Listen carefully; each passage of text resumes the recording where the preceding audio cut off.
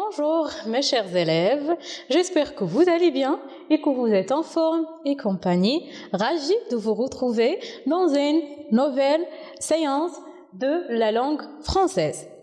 Cette séance sera consacrée aux activités de lecture. Alors, les activités de lecture de cette séance s'étalent au niveau de l'unité 1 sous le thème « La civilisation marocaine » dans la semaine 1. Le titre du texte de cette séance est sous le titre « Du thé pour les invités ». Et cette séance a pour objectif repérer des informations dans un texte à visée informative et vous êtes le bienvenu dans la séance. Alors, on va commencer notre séance par une observation et une découverte. Vous allez observer cette illustration et vous allez me dire que voyez-vous dans cette illustration et prenez votre temps.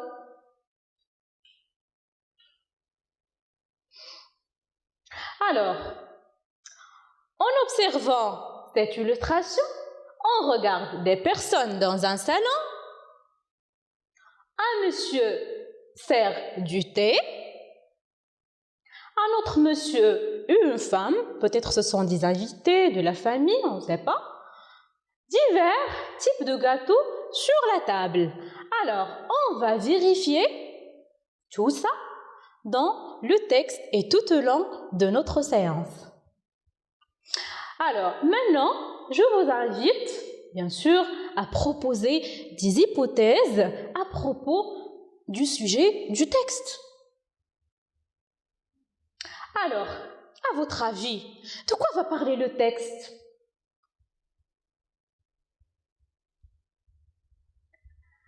Peut-être le texte va donner des informations.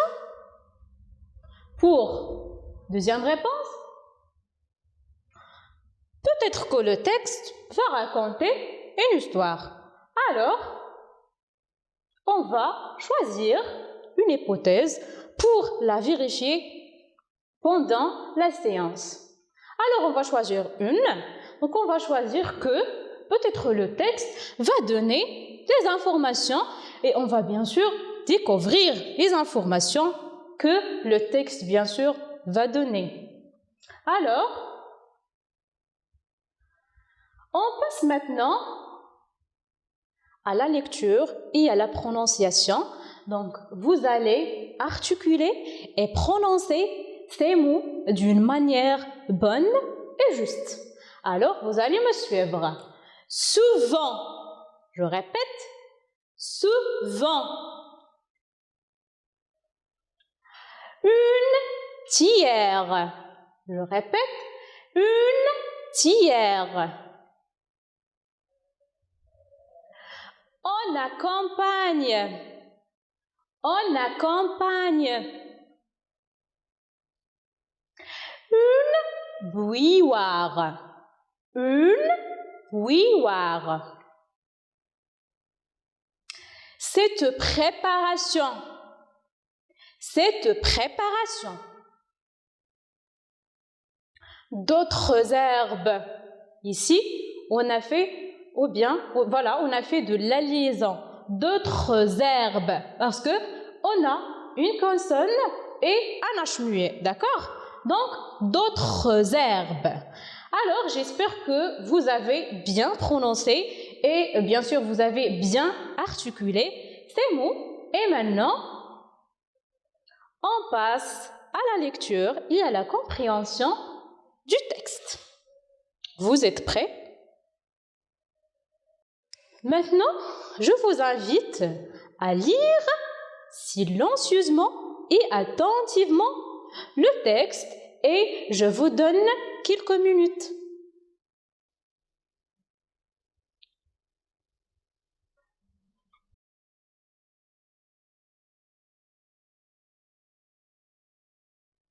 Alors, je vais lire le texte et vous allez me suivre. Du thé pour les invités.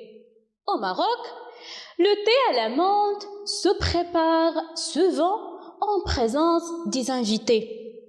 Selon les familles, c'est le mari ou la femme qui se charge de cette préparation. Pour la cérémonie du thé, on utilise un service spécial en métal ciselé comprenant une bouilloire, 2 platerons à 3 pieds. Sur le premier, on dispose divers gravés et une théière. Sur le deuxième, le thé vert, la menthe fraîche et des morceaux de sucre dans des boîtes. On peut également ajouter des fleurs d'oranger et d'autres herbes. On accompagne parfois le thé de gâteau au miel, aux amandes et au sésame, comme les cornes de gazelle. Cette cérémonie dure un long moment pendant lequel on échange des informations et on raconte des histoires. Généralement, on sert les invités 3 fois.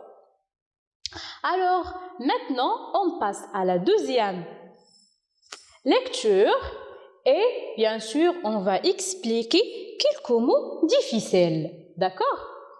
Alors, du thé pour les invités. Alors, les invités, ce sont les personnes qui nous rendent visite, qui vient chez nous, voilà. Au Maroc, le thé à la menthe. Alors le thé, vous savez très bien c'est quoi le thé. Donc c'est l'un, bien sûr, des célèbres, bien sûr, plats de la gastronomie et de la cuisine marocaine. La menthe, donc c'est une plante verte, bien sûr, qui donne de la fraîcheur au thé.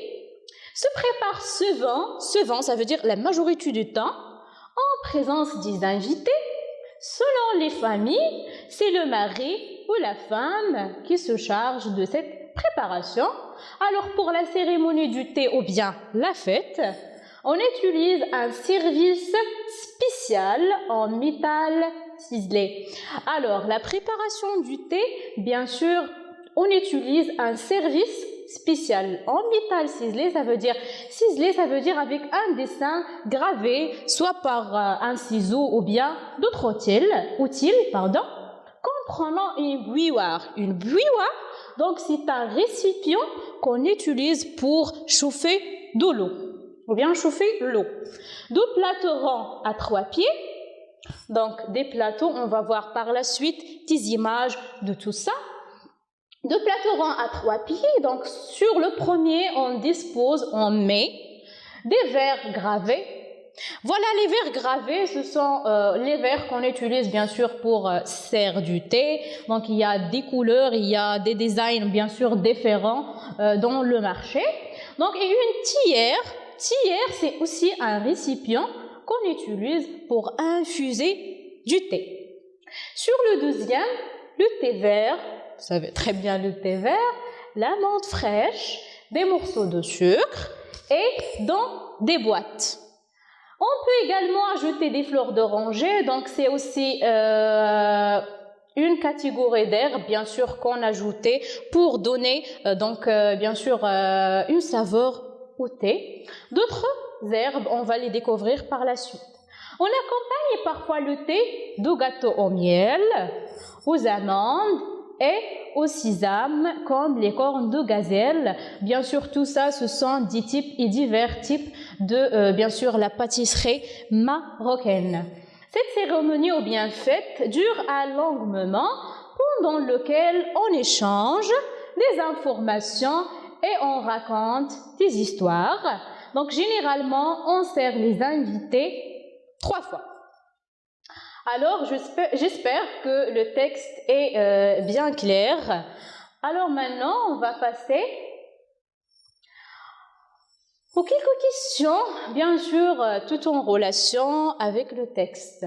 Alors, concernant la première question, réponds aux questions suivantes par vrai ou faux. Bien sûr, c'est la phrase ou bien la question est vraie, vous allez bien sûr mettre un vrai.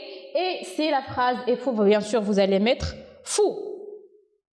Pour préparer le thé, on a besoin de sucre, de thé vert et de menthe. Toujours, on fait référence au texte, selon le texte, d'accord? On prépare le thé à la menthe, toujours loin des invités. On dispose les verres à thé sur le plateau avec le sucre et la menthe. Alors, je vais vous donner quelques minutes pour, bien sûr, toujours faire référence au texte et bien sûr pour vérifier si, bien sûr, ces questions sont vraies ou bien fausses. Alors, pour la première question, oui, c'est bien sûr correct. On prépare le thé. Bien sûr, on a besoin de sucre, de thé, vert et de menthe. Pour la deuxième question, c'est faux. On prépare le thé à la menthe toujours loin des invités, donc c'est faux parce qu'on prépare le thé à la menthe soit en présence des invités ou bien loin des invités, ça dépend le cas. Alors, pour la troisième et la dernière, on dispose les verres à thé sur le plateau avec le sucre et la menthe. Donc, selon le texte, c'est faux parce qu'on dispose les verres à thé sur le plateau où on met une théière et on met le sucre et la menthe et le thé vert sur un autre plateau, bien sûr. Alors, pour la quatrième question, toujours sur le texte, ou bien on fait référence au texte qui se charge de préparer le thé aux invités. Pour la cinquième question, d'après le texte, combien de fois on sert le thé aux invités? Alors, la réponse de la quatrième question, alors, c'est le mari ou la femme qui se charge de la préparation du thé aux invités. Très bien, excellent. Pour la cinquième question, alors, on sert le thé 3 fois, aux invités. Alors, on passe quelques explications et quelques éclaircissements concernant, bien sûr, quelques mots qui sont difficiles dans le texte et vous allez bien sûr voir les images, d'accord? Alors, voilà le service spécial pour la préparation du thé. Voilà les verres gravés. Donc, il y a différentes couleurs, il y a différents designs. Voilà la théière. Il y a aussi, donc, il y a la couleur dorée ou bien argentée. Donc, selon le choix, bien sûr, des gens. Voilà le plateau rond à 3 pieds. Voilà la bouilloire. Et voilà les boîtes métal où on met, bien sûr, du thé vert, la menthe et le sucre. Donc, voilà. J'espère que c'est bien clair. Alors, pour les herbes, voilà la menthe. Donc, on ajoute de la menthe pour, bien sûr, ajouter de la fraîcheur et, bien sûr, une saveur au thé. Voilà de la fleur d'oranger. Il y a, bien sûr, aromatisé d'oranger, un petit peu. Voilà les gâteaux. Voilà les cornes de gazelle. C'est le célèbre, bien sûr, gâteau marocain. Voilà, gâteau au miel et au sésame. Il y a différents types, mais voilà, j'ai choisi celui-là. Et voilà, gâteau aux amandes. Alors, notre cuisine marocaine, il est très enrichissante et bien divers. Alors maintenant, on va bien sûr écrire et on va bien sûr, et vous allez bien sûr répéter la lecture, répéter et répéter pour bien comprendre le texte. Alors, maintenant, je vous invite bien sûr à répondre aux quelques questions, toutes bien sûr en relation avec le texte. Pour la 6e question, recopier le titre. 7. Le texte est composé de combien de paragraphes? Recopier les noms de 3 objets qu'on utilise pour préparer le thé. Alors, je vais vous donner quelques minutes pour répondre et bien sûr réfléchir. Alors, concernant le titre, est bien clair, du thé pour les invités. Alors, le texte est composé de 4 paragraphes.